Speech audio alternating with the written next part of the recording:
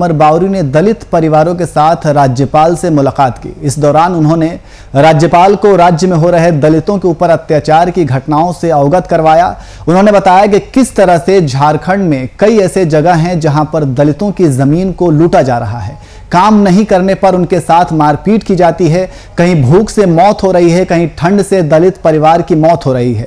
इन सभी विषयों पर राज्य सरकार चुप्पी साधे हुए है। चाईबासा की घटना को लेकर एक विशेष समुदाय के लोगों ने दलित परिवार को उनके घर के शौचालय को साफ नहीं किए जाने के खिलाफ उनके साथ लाठी, डंडे, बैट, ईंट पत्थर से मारपीट भी की, जिसमें करीब 8 लोग बुरी तरह से घायल हो गए। घायलों में महिलाएं और बच्चे भी शामिल हैं।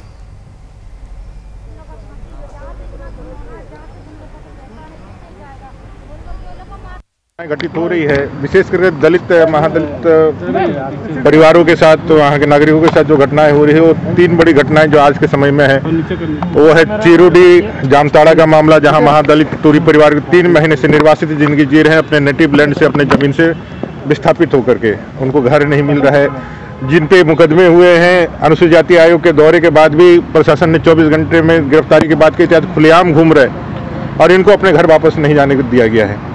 उसी तरह से मझगांव चाईबासा में एक दलित को, जो सफाई कर्मचारी है, उसको जबरदस्ती सफाई करने के लिए दबाव बना करके विशेष समुदाय के लोग, जो 500 घरों की संख्या है, वहाँ 5-6 यहाँ भी दलित परिवार है, उनके घरों में जाकर के इनको मारते हैं, उनके साथ बदतमीजी करते हैं, बैट बल्ले से मारते हैं। SC/ST थाने में केस किया जाता है, जाति सूचक शब्द बताया गया है, लेकिन उसमें अभी तक केस दर्ज नहीं होता है। ऊपर से पुलिस प्रशासन की तरफ से दबाव बनाया जाता है, धमकाया जाता है कि भाई आप जो लोग हैं उनसे नहीं सकिएगा, आप लोग कंप्रोमाइज कर लीजिए। ऐसे लोगों का मनोबल बढ़ाने का काम पुलिस प्रशासन करता है, कानून पे कोई कार्रवाई नहीं करता है।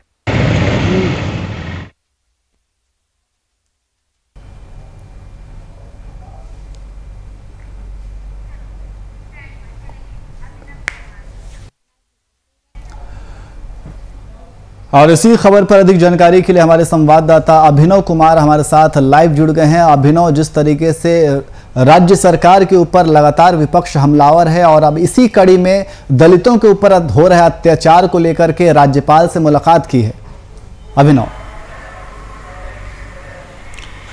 हाँ बिल्कुल निहाज, आज जो है अनुसूचित जाति मोर्चा के अध्यक्ष हैं अमर कुमार बावरी और चंद्रगढ़ से विधायक भी हैं।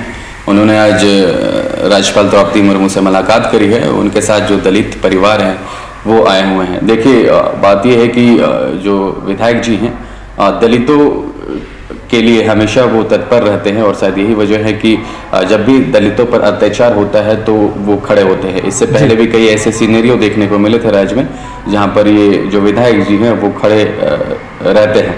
दरअसल मामला ये है, कई जिलों का मामला बताया जा रहा है, चाहे हम जामताड़ा की बात कर ले, चाईबासा की बात कर ले, कई ऐसे जिले हैं जहां पर दलितों पर अत्याचार हो रहा है। जो खबरें सामने निकल के आ रही है और जिस तरीके से बयान सामने निकल के आ रहे हैं, चूंकि आज एक दलित परिवार भी वहां पर आया था मिलने के लिए और उन्होंने किस तरीके से बताया कैसे लाठी और डंडे से पीटा जाता है और कुछ विशेष समुदाय के जो लोग हैं वो वहां पर इस तरीके की हरकत करते हैं। और सब जो खबरें सामने आ रही है कि एक समुदाय, जो विशेष समुदाय के जो लोग होते हैं वो दलित परिवार को पीटते हैं कुछ रीजन की वजह से।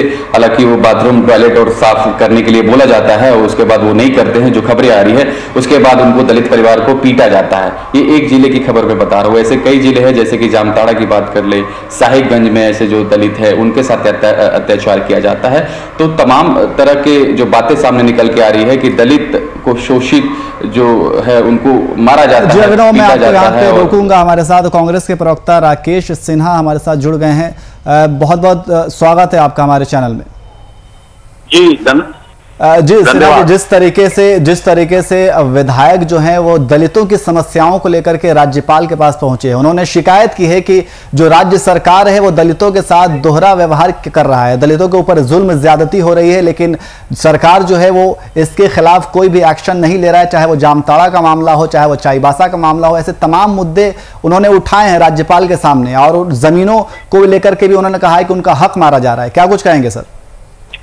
नहीं, देखिए, सबसे बड़ी बात यह है कि जब भारतीय जनता पार्टी की इस राज्य में सरकार थी रघुवर दास जी के नेतृत्व में, तो अमर बावरी जी को उस वक्त दलितों की याद क्यों नहीं आई? जी, उनके शासनकाल में दलितों को यहाँ जिंदा जला दिया गया था इस राज्य में मॉब लिंचिंग के नाम पे। तो अमर बावरी जी को क्यों नहीं याद आई? उस वक्त अमर बावरी जी राज्यपाल या मुख्यमंत्री का दरवाजा क्यों नहीं खटखटाया? इसलिए नहीं खटखटाया कि उस वक्त वो सत्ता में थे। तो सत्ता में थे तो दलितों के साथ अत्याचार करते रहे। अब जब वो सत्ता से बेदखल हो गए तो अब उनको दलितों की चिंता सताने लगी, उनको दलितों की याद आने लगी। तो हमें लगता है कि भारतीय जनता पार्टी के लोगों को इस तरह की गंदी और ओछी राजनीति से बचना चाहिए।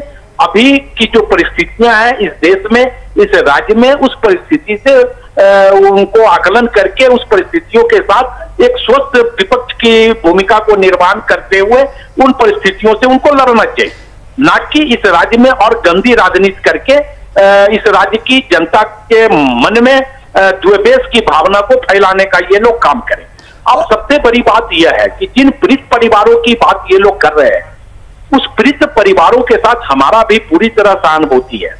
लेकिन प्रश्न ये उठता है कि वो पीड़ित परिवार सीधे गवर्नर के दरवाजे पे, उसके लिए सिस्टम बना हुआ है। अगर उस पीड़ित परिवार को न्याय नहीं मिला तो वो पीड़ित परिवार वहां के लोकल जिला अधिकारी से अपनी गुहार लगाता, उसके बाद वहां मंत्री थे, मंत्री से गुहार लगाता, वो पीड़ित परिवार मुख्यमंत्री के पास गुहार लगाता। लेकिन अमर बावरी जी के साथ वो पीड़ित परिवार डायरेक्ट राजभवन। तो मैं ये साफ शब्दों में कहना चाहता हूं कि झारखंड में राजभवन बंगाल राजभवन ना बनाए और यहाँ राजभवन राजनीति का अखाड़ा अपने दरवाजे के लिए ना खोले। राजभवन एक संवैधानिक शक्ति है, संवैधानिक जगह है। उस संवैधानिक जगह का पूर्वोत्तर निर्वहन करते हुए अपनी संविधान की रक्षा करें। जी सर, बहुत बहुत शुक्रिया बातचीत के लिए। अभिनव, आपका भी बहुत बहुत शुक्रिया।